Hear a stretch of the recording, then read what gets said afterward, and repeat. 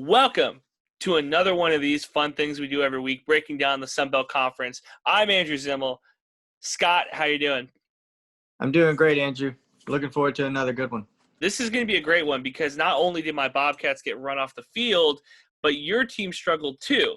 And our Chanticleers have looked really good.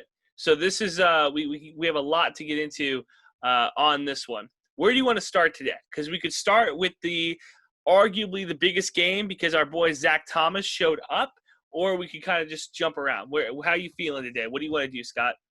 I feel like we should take the weekday games and start there. All right. Well, let's start with the weekday games. Last Thursday, Appalachian State put the hammer down. First game all season, Zach Thomas actually looked like the best quarterback in the Sun Belt Conference. Appalachian State won that one 45-17. And this is where we get into our little bit of a debate because Zach has been our guy. We've said, hey, you need to show up. We had him, I think, 7th last week, the 7th best quarterback in the Sun Belt Conference. He looked pretty good on Thursday, Scott. Let's hear what you have to say. Defend yourself against Zach. He did look good. He looked very good. It was definitely his best game of the year. He looked like the quarterback that we thought he was supposed to be over the summer. That has just been completely missing over the first couple months of the season. But he showed up. He showed up in a big way. I'm looking forward to seeing how he, carries that momentum and how he does against teams that actually know how to play defense and teams that actually do have a defensive coordinator on their staff. Yeah, that was a weird one because Arkansas State fired their defensive coordinator, a couple days before this one? It feels like a lifetime ago, but it was just It was the day after the Georgia State game, so it was the week before this game. It still feels very kind of quick turnaround for them to not only get rid of their coach or defensive coordinator pretty quick, and it looked like it. It looked like they didn't have a DC. But, hey, it looks like they haven't had a DC all year. I want to get into this because I want to call Blake Anderson a liar to his face. Listen, here's the scores of the games Arkansas State has played this year. Lost 37-24 to Memphis. Okay, Memphis, good team, 37 points. That's respectable. Beat Kansas State 35-31. All right, you held a Big 12 team to 30 points. That looks pretty good. 2 games postponed. Now they gave up 50 against the Chanticleers, 27 against a no-names program. They gave up 52 to Georgia State, and now 45 to App State. It looks like a team in the Red Wolves that do not have a defensive identity at all. And it makes me very nervous as we get into these, bet against the spread type situations. What do I do with Arkansas State? Because they could give up 50 points, and they have that nice quarterback rotation, so they could put points up. But I don't know how you go in the rest of the season not having any defensive identity. It's definitely going to be tough for sure. I mean, they're going to give up a lot of points. I think this is a game that you look at and point at as a potential shootout game every single week when you got the Arkansas State Red Wolves on the schedule. They played a very good defense. I said it last week. I thought that Arkansas State's offense was going to be kind of put down in its place a little bit against those two corners. And what happened? That happened. And but not every team has what App State has on defense. In fact, App State is the only team that has what they have. It's an extremely talented group. So as we get into the rest of the schedule, it's going to be very odd to see what happens going forward with these scores. They could be astronomical. So living in Big 12 country, living in Texas, where every game in the Big 12 ends up being a shootout, I can tell you from experience, you do not want to play every week with the Mike Leach. Hey, we could put up 60 points, but if our defense gives up 63, we're going to lose. I don't think that is a winning formula for Arkansas State, especially in this conference where you have teams like App State that have a good defense, where you have teams like Coastal that have a pretty good defense. I don't think it's a winning formula. Absolutely not. It's not going to win a lot of games. It's going to win some games. It's not going to win a lot of games, though. And it's not going to win you a conference championship. That's the most important thing. And that's what Blake said earlier this week, or Coach Anderson said earlier this week, which we're going to get into here in a bit. I do want to talk about some of the other games that happened. Friday, Lafayette beats UAB. I got this one completely wrong. I thought UAB was going to shock a lot of people and beat Louisiana in this one. Opposite happened. What'd you like out of the Raging Cajuns? The resiliency, the continued resiliency. This is a game that Levi Lewis didn't do anything extra. It's pretty much the same Lewis we've gotten every single week, except he did, I'll say this, he protected the football better this week than he has in the past, but got almost nothing out of the running back group. The whole group averaged about 3.5 yards a carry. It was just another one of those things where the defense stepped up, played a phenomenal game, and they got a huge kick return touchdown there. And I think the first half that really changed everything. So Louisiana just continues to show that it can win regardless of almost anything, which is a very good thing for Billy Napier. Oh, Billy Napier has been one of the best coaches in the Sun Belt Conference, I think, giving or not letting UAB score in the fourth quarter. They won the fourth quarter 7-0. I think that, and clearly they won the game, so better teams score better, more points. But I'm looking at that fourth quarter, Scott, and I'm saying to myself, leaving that game as a Raging Cajun fan, we went into hostile territory. We kept the home team from scoring points in the fourth quarter. And I think that matters most, especially with where they are in this conference. Being a second, third team in the conference, trying to compete for the Sun Belt Championship, I think that if they don't win the most games and they have to go to Myrtle Beach or to App State to go play in that Sun Belt Conference Championship game, I think they can feel confident not letting the home team score in the fourth quarter. I think this is a big win for them. Yeah, for sure. It's a big boost, especially because UAB's quarterback, I think, is their backup quarterback. He looked pretty good. He looked like he had a special arm talent. I didn't like the way that he threw the football just mechanically, but it got to the wide receiver. And so it was definitely a good showing from Louisiana. All right, let's talk about – we could get into Coastal, their win against Georgia Southern. I didn't think that this was that big of a win, Scott. I'll be completely honest with you. I thought that they should have won by more. They beat them 28-14. Georgia Southern is a team that I put a little bit ahead of Texas State, probably in that same category as Troy and Arkansas State. You're competing, you're going to win a bunch of games maybe, but you're not competing for the Sun Belt title. You're a very good program in a conference that's run by 3 teams. What do you like out of Georgia Southern in this loss, though? They did what they do. They played exactly to the level of the opponent that they lined up against. The only time they haven't done that was against UMass, and UMass was just too bad of a team to possibly play at their level. But that's just what Georgia Southern does. They nearly knocked off Louisiana over a month ago. And this is a good Georgia Southern team. They're very solid defensively. They held Coastal Carolina to 14 points for the first 3 quarters. It says, if you're Georgia Southern, I think you're trying to figure out how to keep going, keep getting over the hump, finding ways to consistently finish games. But they're playing at a good level, I think. Yeah, I was going to say that, Scott, because to me, same with Arkansas State, scoring a bunch of points but not having a defense, consistency is key, right? Like, I look at a team like Georgia Southern, and you just mentioned they'll play up to opponents, and then they will play down to some opponents. I need them to play at a consistent pace all the time. And look, Coastal, you could tell, I think they came out knowing that they were going to roll over Georgia Southern. I didn't see a lot of fight in that first quarter. It felt like it took them a lot of time to get going and get started. I didn't love that, but the Chanticleers still are my favorite in this conference right now. I agree. I'm still waiting on a Coastal Carolina hat to be sent to me. I've been a fan since birth, people. Cocks up. I love it. I love it. And this is a very pro Chanticleer podcast. Well, we said week 1, hey, Coastal Carolina, do not sleep on these guys. And you and me, wide awake, Scott, on the Chanticleers. All right, your Troy Trojans. Do we say the obituary now? Do we read them off their last rites? They lose to Georgia State 36-34. Scott, walk us through this one for your Trojans. So I said it last week. Troy could not turn the ball over and expect to win this game after turning the ball over 3 times against Eastern Kentucky. They ended up turning the ball over 4 times against Georgia State. That's where the loss comes in. Of course, losing Gunnar Watson, the starting quarterback, in the first half, it definitely hurts. And Jacob Free threw a couple picks and a lot of interesting decisions when throwing the football. But at the end of the day, you can't turn the football over and expect to win. And that's something that trumps the end of the game when the officials take away your final possession on a very interesting call at the end of the game on that onside kick.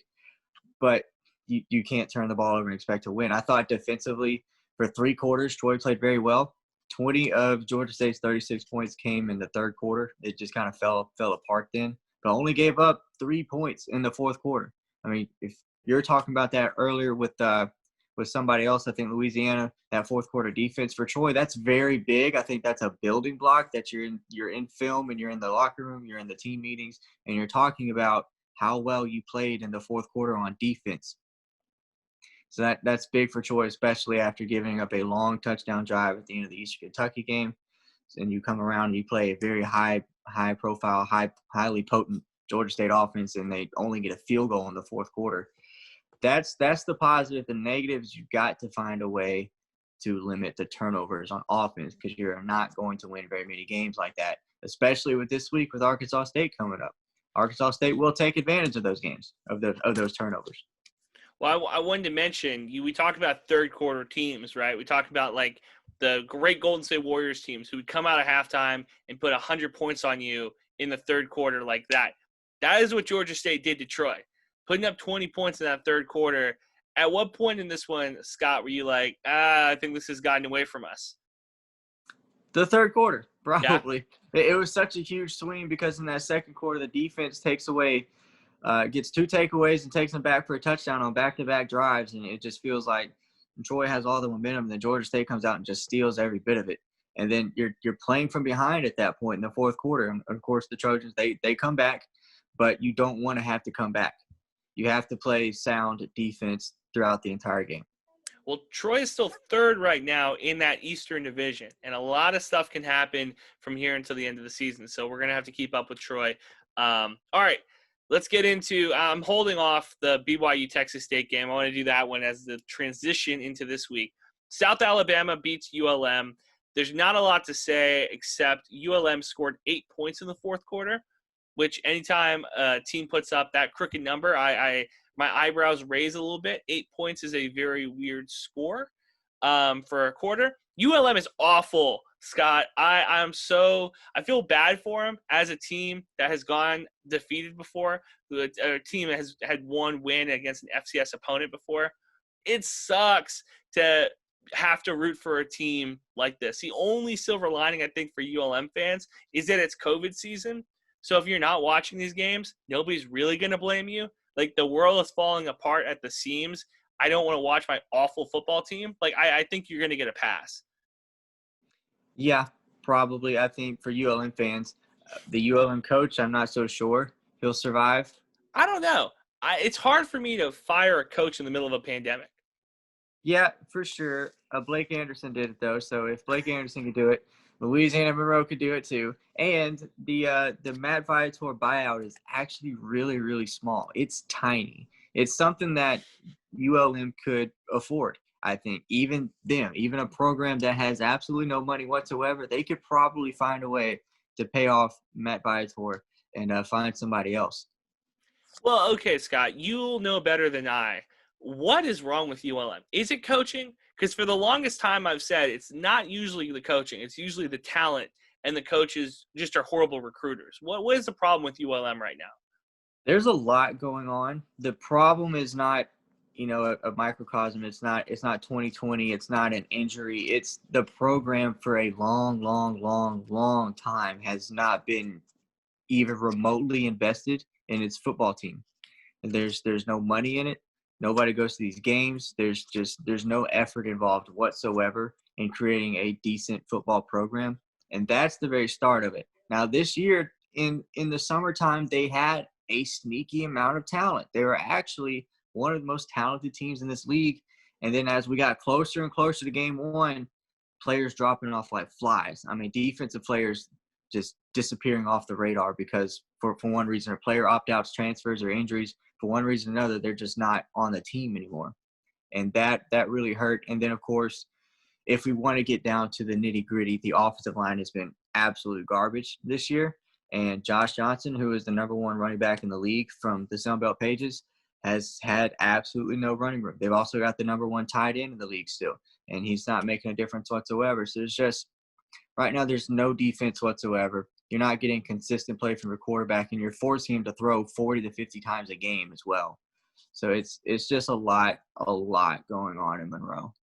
Well, and that stinks because, like I mentioned before, as a fan of these teams, a fan of a lot of these programs, not having success is a killer. Being a fan, a student, especially in Louisiana, I think they're letting people come to these games, Scott. I don't know if it's as backwards as it is here in Texas, but I think they let people go to some of these games. So for a student on a Saturday not to want to go to a ULM game, I think it's kind of telling, honestly. Oh yeah, for sure. I've been to a game in Monroe. I went last year, and there's not a lot of people that go. I think it's family and friends pretty much that show up to these games. It's rough. It's not a good showing. Now, family and friends are fine at like a wedding or a funeral, but at a football game, I need a little bit more. I need more people there because otherwise it gets kind of depressing. Speaking of depressing, this is what we call a segue. Do you want to read the obit or do I for Texas State here? Granted, they played top 12 team in the country, BYU. It's not like they played the school of the blind here, but they ended up coming up very short, ended up losing that one 14-52. And I don't say that it's the defense's fault for letting 52 points go up on the board. You're playing the best, probably college quarterback arm-wise since Patrick Mahomes, I think. It still hurt, Scott. It still was a tough one for me. Of course. I mean, I have been there. We have all been there, man. It happened, a month ago, a month and a half ago. It's BYU. They do this to everybody except for whatever reason UTSA. And it's just what BYU does. Is UTSA better than our teams, Scott? I don't know what UTSA is. They needed – I think they just beat Louisiana Tech, and they needed a big comeback to do so. That feels very flukish. That one game against BYU feels a little flukish, but I don't know. I would still rank UTSA just for not getting demolished in that game, in my opinion. But, yeah, Texas State, it's whatever. That's just one of those whatever games. Move on. Get back into conference play. I totally nailed, by the way, how many points Texas State was going to score in this one. I predicted 14, and they scored 14. I was on pace for BYU's offensive production, but they let off the gas. So screw you, BYU. Yeah. Sorry, that's against the BYU code of conduct there. Yeah, I imagine. Well, the thing is, too, is that Texas State scored the first touchdown, which, of course, gave me false hope. I'm not asking for Texas State to lose. I'm not asking – or I should say I'm not asking them to win this game. I'm asking not to get embarrassed. And it was a little embarrassing. The only silver lining was that it was up against one of the best World Series games of the last 20 years. So I think a lot of people were flipping the channel going to that. And it was at night. And everybody on the East Coast was already asleep. The only people watching it probably had to get up pretty early in the morning for Sunday service anyway. So maybe they didn't check into it either. So that is the silver lining. That is what I'm hoping for in this one. Yeah, we should definitely check the TV ratings and see what the viewership was for this game. I think the viewership for the SMU one that Texas State played and even the UTSA game, I think both of those will have better viewership than this BYU game. So it's whatever. What can we do? All right, let's talk about this week's matchup of games. All right, so Thursday night, we have South Alabama going to Georgia Southern. Saturday, Coastal Carolina at Georgia State. Your Troy Trojans versus Arkansas State. Appalachian State at Monroe, which will be a bloodbath. That game, I don't think they're even selling tickets for that one I'm seeing. And, of course, the Raging Cajuns coming to San Marcos. Where do you want to start here, Scott? We can start on a Thursday night. I'm ready to watch Desmond Trotter against a good Sun Belt team. I put it on Twitter earlier. The South Alabama Jaguars, they are in first place. They're the number one team in the Sun Belt West right now. There's no team better than South Alabama.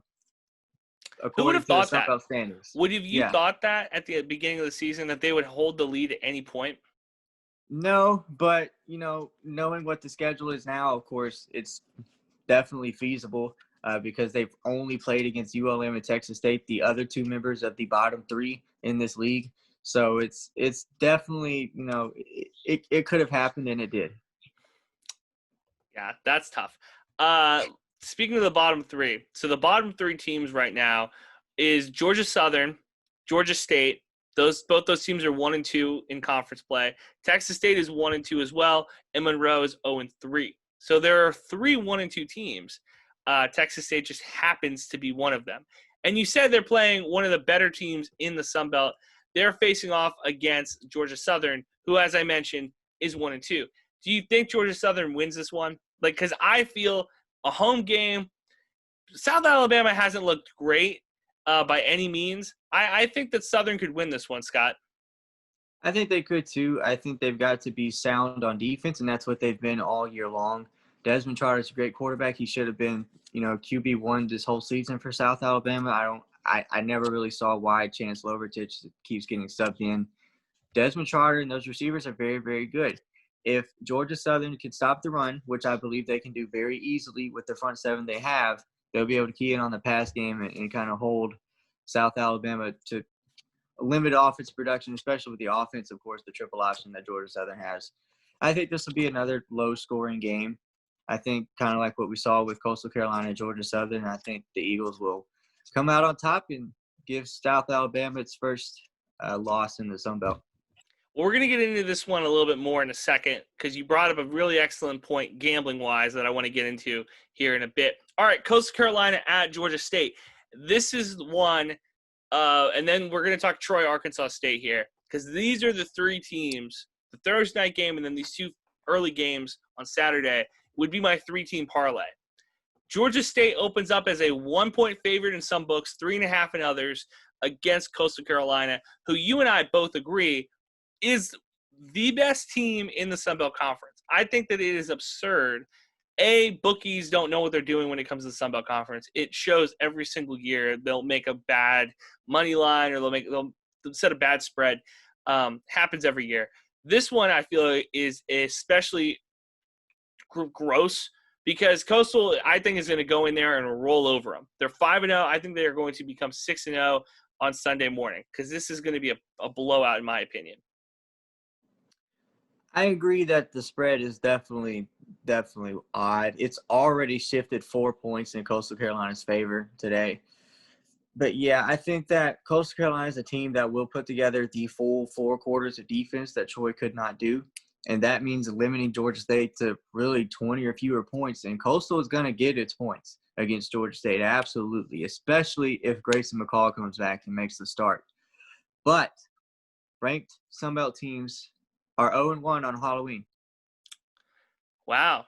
Big numbers there. That's a big stat there for you. That is ginormous sample size. Bad news for Coastal Carolina. Let's be honest. Are you worried? What's the panic level right now? The curse is real. The curse is real. I have the story pulled up on my computer halfway written. It could happen. Okay. Well, go check out Sun Belt page views for that. All right. Troy and Arkansas State. Your Trojans going to one of the hardest places to get to in the Sun Belt Conference, Jonesboro. I'm not a fan of the Red Wolves. I don't think that they're going to have a very good game here, but I'm also not a fan of the Troy Trojans because you continue to remind me how much better they are than Texas State. This is a wash for me, so I'll let you take it over. It's definitely a tough one to call. I think that if Gunnar Watson comes back and starts on Saturday, I think Troy's definitely got the edge. If not, I'm not so sure. I'm not a huge fan on the backup quarterback, Jacob Free. He's the kind of guy that when he throws the ball, he's not entirely aware that there are defenders out there covering the wide receivers. He just kind of throws. And so that can be an issue going forward against Arkansas State because as bad as the defense is, they have some ball hogs back there like Antonio Fletcher. So for Troy, they're going to have to limit the turnovers because like I said earlier, if they turn the ball against Arkansas State, Logan Bonner, Lane Hatcher, they're going to score. They've got receivers. They got Jonathan Adams and Kirk Merritt. Not Kirk Merritt. He already graduated. Dahu Green is what I'm thinking of. They're a nasty, nasty group on offense. So for Troy, you can't give up any possessions in this one. So this would be my 3-team money line parlay. I'm taking Coastal in their game. I'm looking at South Alabama because I think I can get good money on them, and I'm not – I know I said I'm not in love with South Alabama in this one, but I'm looking at it. I'm thinking that they could pull it off. I don't know, man. It's just talking about it more gives me pause, but I just don't want to bet on Southern. Like, I feel like that is just a bad bet. And then I was going to pick Troy in this one for the 3-team money line. But it's just like putting money on Georgia Southern feels like the kiss of death. Like, it feels like at the end of the weekend, I'll be like, oh, if I only didn't bet on Georgia Southern, I would feel a lot better. Probably so, because Georgia Southern is going to play close no matter what. That game is going to sit on that money line. It's going to sit on that spread the entire 4 quarters. It's awful. Gives me panic attacks right now. All right. So this one against ULM, App State comes in as a 31-point favorite. 31 points, Scott, is a lot to cover. And I know BYU did it last week against my beloved Bobcats this last week. But I just don't know, man. 31 points is a lot, but ULM is awful. So where are you at right now? It is a lot of points. I did not think that South Alabama was going to cover their spread against ULM, and they did. And with App State, with an even bigger spread, they probably will cover. I think they will, especially if Zach Thomas plays like ZT plays, last week. If that Zach Thomas comes out and balls out again, they're going to cover the spread. He won Player of the Week this week, and I thought it was a fraudulent. I thought it was kind of shaky, him winning Player of the Week. Well, because he's not good, Scott. Because because he hasn't played good all year, and playing one good game and winning Player of the Week kind of feels like if Adrian Peterson had like 150 yards for the Lions, and we were like, oh, AP, he's 100 years old. Like, Zach Thomas is the oldest quarterback in the Sun Belt Conference, and he had a good game. He should be the best quarterback every single week, but he hasn't been. And it's a weekly award. I'm just saying. Are you saying that we should no longer even market the kid just because his time is up, just because it's Grayson McCall time? Because 100%, 1,000%. Give me the new guy. Look, I'm okay with a 4-year starting quarterback. I'm fine with a 4-year guy who comes in as his freshman year, comes in sophomore year, really impresses us, and then he runs the conference.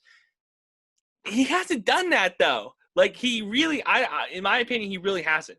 And I think that him winning Player of the Week last week is fine. Congratulations. You can go tell your grandkids about it. This one, if he doesn't throw for at least, I'm going to say 250 and 4 touchdowns, take it away. Take away the Player of the Week this week. Because ULM is awful, so he should be able to put up big numbers. Are you going to turn on Grayson McCall in 2023? Yeah. Yeah, his senior year. I'm a turncoat. I'll admit it. I bandwagon hard, and I'm off the Zach Thomas bandwagon. He's gonna have to get me on. Like, if he throws for 250, 300, 4 TDs this next week, no interceptions because he shouldn't turn the ball over against ULM. Hell, I'll say, wow, Zach Thomas, he might be the best quarterback prospect the Sun Belt has to go to the league. But if he doesn't, I'm just saying. All right, I guess that's fair. I'm putting together a list this week, and I'll have the new top quarterbacks list out hopefully on Friday. I think if I spend all day Wednesday and Thursday doing it. Well, this gets us into the last one. So the last game that we can talk about here on the list on the schedule is Texas State. They play Louisiana Lafayette at Bobcat Stadium. Scott, what if I told you this was homecoming for the Bobcats? What if I told you the Bobcats scheduled their homecoming to play the best team in their division? That's pretty wild, but I guess if they're trying to schedule their homecoming game, in the middle of the year, what options do you have? Because the next week is App State. This is true. So I think that this is the week that my beloved quarterback, Brady McBride, gets benched. This is my take. I think so too, actually. This is my take. I watched him in the BYU game, and god damn is he exciting to watch. Every time he throws the ball, something big can happen. Big meaning a touchdown or a turnover, because there's really no in between, man. And I think that Louisiana, if Texas State falls to 1-7, and fans are already talking about this being a one-win team in year 2 of Spavital, which, as somebody who lives and dies with this stuff, I don't blame him at all for this. Like, I don't think that it's his fault at all. He had a kicker that missed a chip shot against UTSA. He's had guys miss defensive assignments that, you can't play defense for these guys. If they fall to 1-7, I don't think Brady plays the rest of the way. I think they give the ball to Vitt and say, make something happen, try to win us some games, play super conservative. I've been disappointed these last 2 weeks that they haven't been able to get the ball to Haydel. I don't know if it's the injuries. I don't know if it's COVID. I don't know what it is, because we've been very up and down with these COVID deals. 1 week we have one guy, 1 week we don't. I don't know, man. I'm not feeling super, super excited for this this homecoming matchup.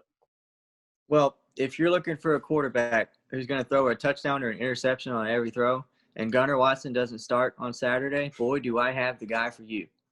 Tune in for that Troy, Arkansas State game, okay? And hop on a brand new bandwagon. I'm not jumping on the Troy bandwagon, I'll tell you that much. Who would you say is the best backup quarterback right now in the Sun Belt? You're doing this list of the top quarterbacks. Of the backup quarterbacks we've seen, Arkansas State's included, because they sub a new guy in every play, it feels like. Who would you say would be the best backup in the Sun Belt?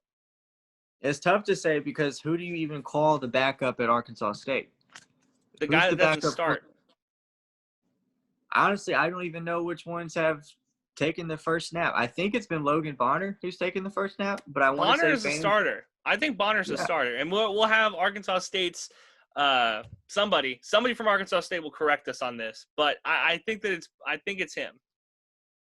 And in that case, it would have to be Lane Hatcher. But if we're not counting that at all, then after what we saw Saturday, I would have to say Fred Payton probably. He's definitely the most experienced backup quarterback, I think, in the league. Vitt started games. Vitt did start games, but he sucked butt. Fred Payton did not suck entirely. And Fred Payton's got a lot of experience under his belt, and the way he led the team on Saturday, I think, was pretty good for an entire game too. I'll give you a really quick story, because somebody might care about this at some point. Quick story. So it was the first year, so I guess it was 2 years ago, the first year of the redshirt rule, where you could play 4 games and still get your red shirt. Texas State played the Big Ten equivalent of Texas State, Rutgers, in New Jersey. And for some reason, Everett Withers at the time said, it would be a really good time to play our quarterback the second quarter. We're going to roll Tyler Vitt out there as a true freshman and see what can happen. Well, what that does is that burns a redshirt game. And then it turned out people got hurt, and it burned his redshirt completely.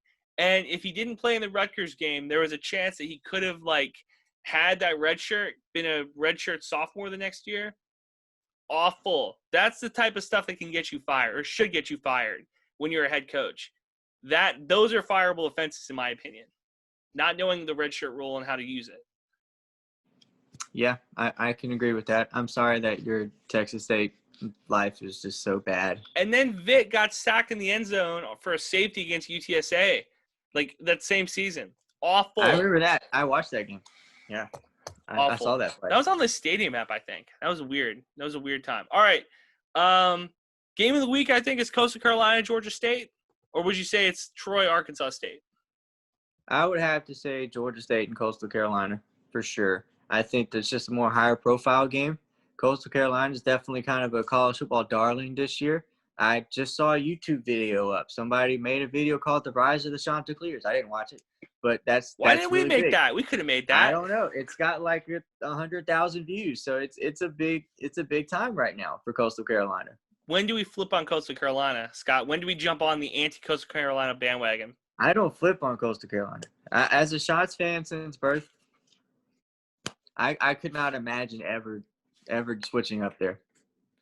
Last question for you before we go. UAB is showing. Is it good enough to get them into the Sun Belt Conference? Can we kick ULM out? For who? For UAB. No, I wouldn't want UAB in the Sun Belt Conference. Why not? They can run the Conference USA all they want, but if I'm the Sun Belt and I'm expanding, I'm pulling from underneath. I'm probably going to pull out from FCS, and because that has been the winning formula for the Sun Belt the last 10 years. You pull up App State, changed everything. You pull up Georgia Southern, they ran through the league in year one. You pull up Coastal Carolina, they're ranked in 4 years. That's the winning formula in the Sun Belt right now. Give me UAB and Liberty as my additions. Liberty will never join the Sun Belt ever. They won't. They won't even dip down to Conference USA. They're not going to dip down to the Sun Belt. I don't think the Sun Belt wants anything to do with them. I know that the conference reached out to Eastern Kentucky and almost went with Eastern Kentucky instead of Coastal Carolina. I'm glad they didn't. Instead, we got the Chanticleers. I think next. I don't know who you go after next. I would love James Madison to be in the conference, but I don't think they want anything to do with that. No, I don't think so either.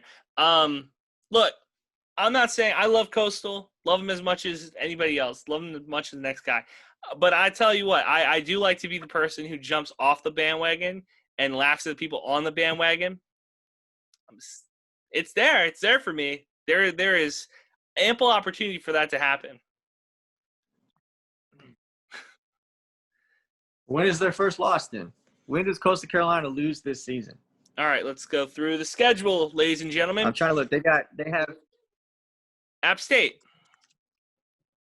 It goes at Georgia State, versus South Alabama, at Troy, hosting App State, at Texas State, and then is that game at the end of the schedule?